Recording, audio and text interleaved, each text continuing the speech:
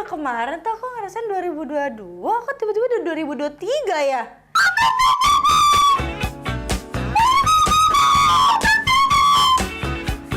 Berdasarkan catatan sejarah perayaan tahun baru yang paling awal terjadi di Mesopotamia pada tahun 2000. 2000 sebelum Masehi. Pada tahun 1801, Giuseppe Plazzi menemukan satu Ceres asteroid yang pertama ditemukan. Ceres asteroid. Ceres tuh bukan yang buat roti ya?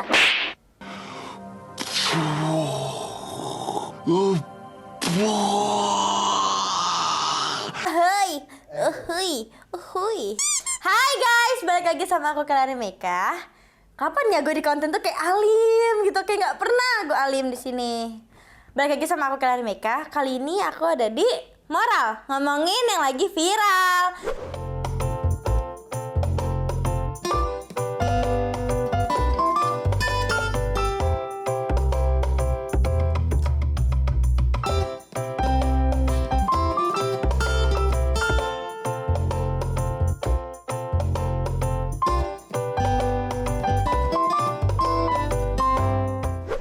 Kali ini aku mau ngomong tentang tahun baru. Happy New Year.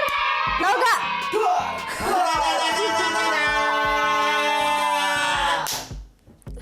Manual, karena kita nggak punya trompet, oke? Oke. Kalian tahu gak nih tahun baru yang keberapa? Keberapa? 70. Lu mau merdekaan. tahun baru, woy, bukan hari kemerdekaan. Mohon maaf ya guys, yang kameramen agak-agak soalnya dari tadi ngincer donat Jeko. Ujuk buneng. Tahun baru kok 2023. Kalian ada yang ngerasa gak sih cepet banget tahun tuh berganti kayaknya? Kayak baru kemarin tuh aku ngerasain 2022, kok tiba-tiba udah 2023 ya?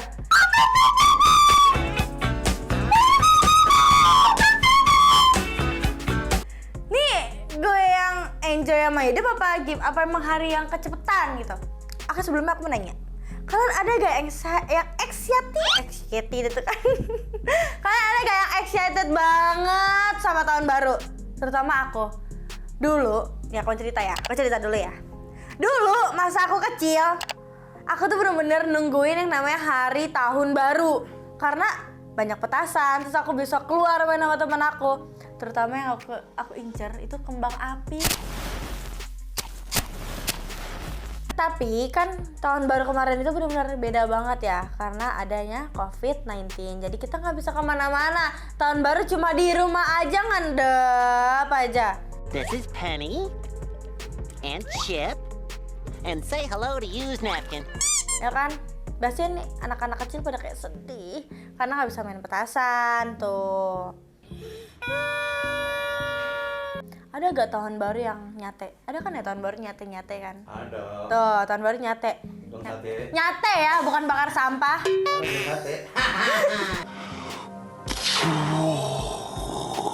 Aku mau bahas sejarahnya tahun baru. Ternyata tahun baru itu ada sejarahnya juga ya.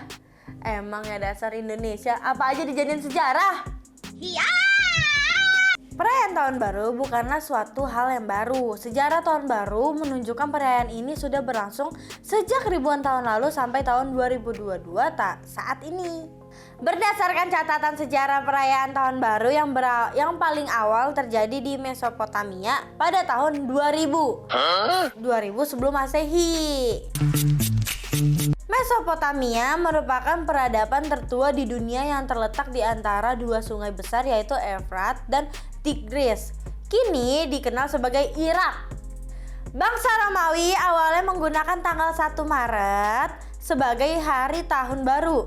Budaya lain menggunakan equino, musim gugur atau titik balik matahari musim dingin untuk menandai tahun baru. Dikutip dari CNN, berbagai perayaan dan pemujaan dilakukan untuk menyambut tahun baru di masa ini. Tapi emang betul guys, kan banyak kan di entertainment, tiap tahun baru dari negara-negara itu pasti diliput dan perayaan itu beda-beda gitu loh. Oke. Barulah pada tahun 1582 saat Gereja Katolik Roma mengadopsi kalender Gregorian bukan Gregorian kalau aku pas ketemu kamu.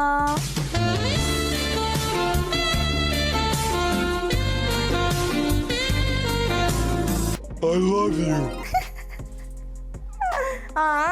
Perayaan tahun baru mengalami pergeseran menjadi 1 Januari. Kalender Gregorian menandai 1 Januari sebagai tahun baru. Januari diambil dari nama Janus, dewa dengan dua wajah. Dua wajah. Satu melihat ke depan dan satu melihat ke belakang. Oh, yang ada di film Krishna, tahu gak?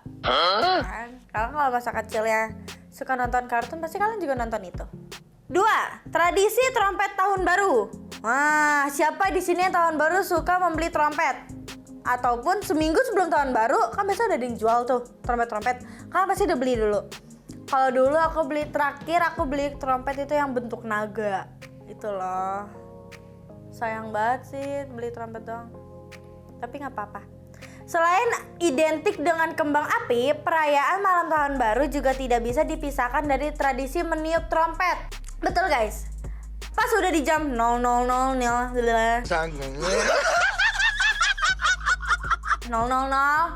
itu pasti udah pada tiup trompet, kayak udah bising, udah penuh di langit-langit itu dengan kembang api, petasan segalanya. Rame deh. Bisingnya suara trompet akan menggema hampir di semua wilayah saat bergantian tahun baru. Namun, apakah kalian tahu makna di balik tradisi meniup trompet pada perayaan tahun baru?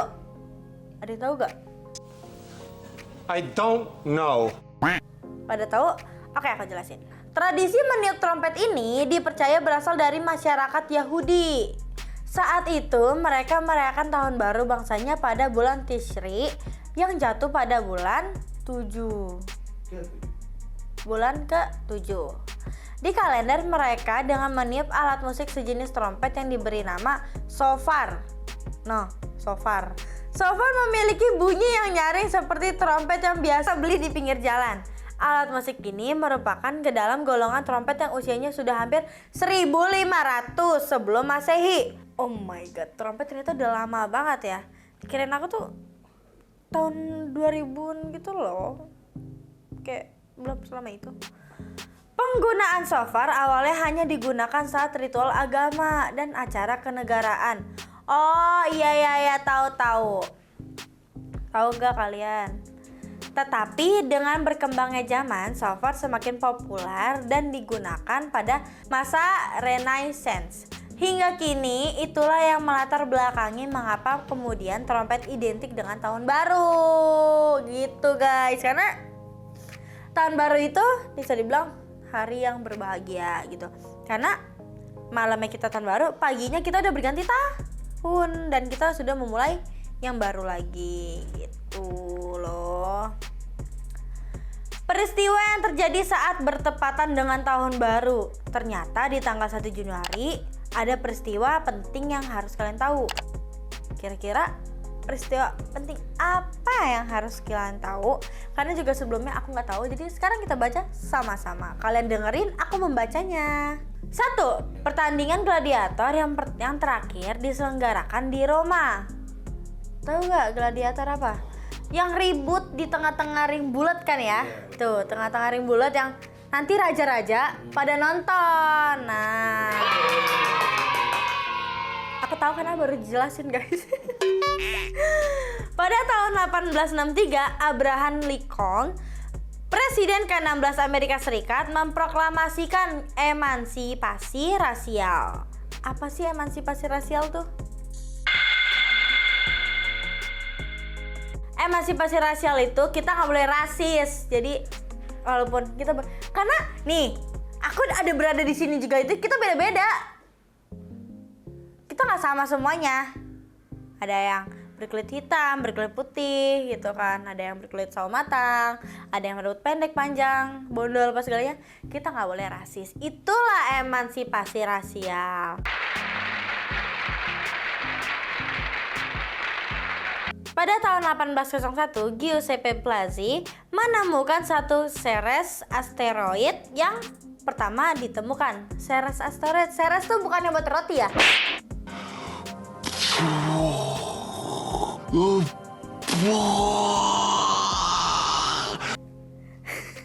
Pikirannya coklat mulu makanan.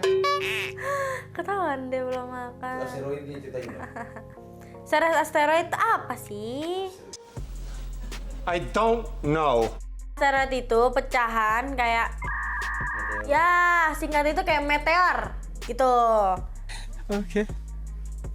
Ada aliennya nggak? 4.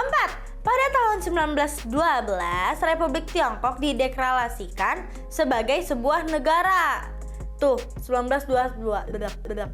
Pada 1912 tuh guys, Tiongkok dideklarasikan sebagai sebuah negara. Emangnya sebelum 1912 Tiongkok itu nggak dideklarasikan sebagai negara?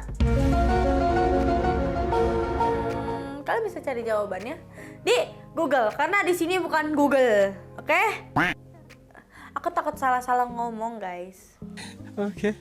Pada tahun 1915, perusahaan farmasi terkenal dari Jerman atau Bayer membuat aspirin dalam bentuk tablet.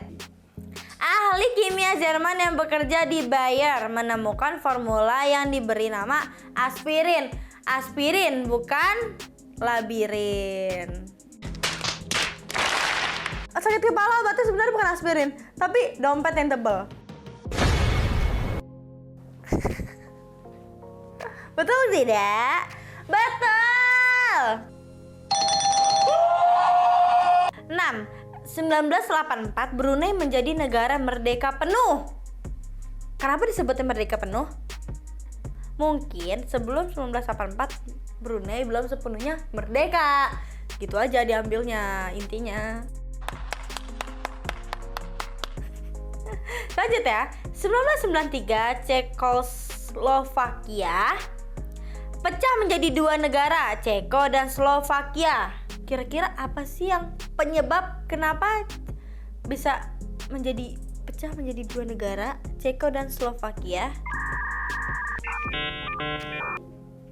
Udah tahu? Kita juga tidak tahu. Saya juga tidak tahu karena saya bukan Mbah Google. Jadi kalian bisa cari di Google kalau kalian kepo dan penasaran, benar-benar penasaran banget ya. Okay.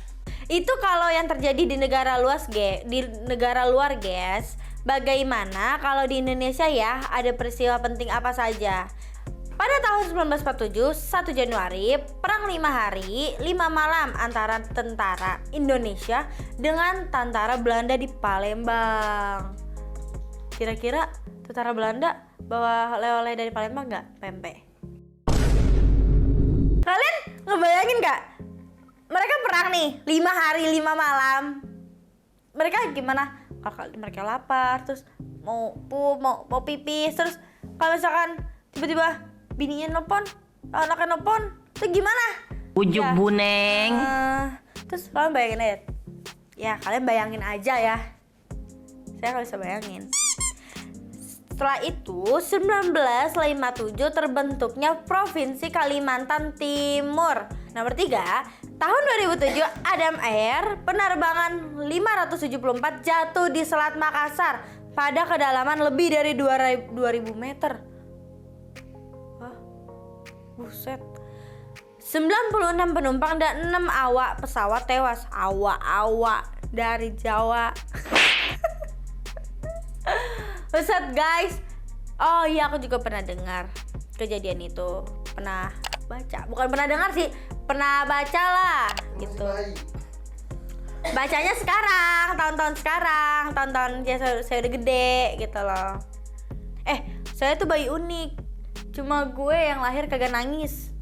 Gue bersin pas lahir. Oke. Yang keempat, tahun 2019 tanah longsor di Cisolok, Sukabumi. Siapa di sini orang Cisolok? Cisolok, Sukabumi terjadi beberapa saat setelah malam tahun baru dan menewaskan setidaknya beberapa orang dan sisanya hilang. Itulah tragedi atau peristiwa penting yang ada di tanggal 1 Januari. Wow, tragis banget. Habis tahun baru, terus jadian tanah longsor. Terus ada yang hilang. Ya Allah, terus pada meninggal, kayak kasihan banget keluarganya.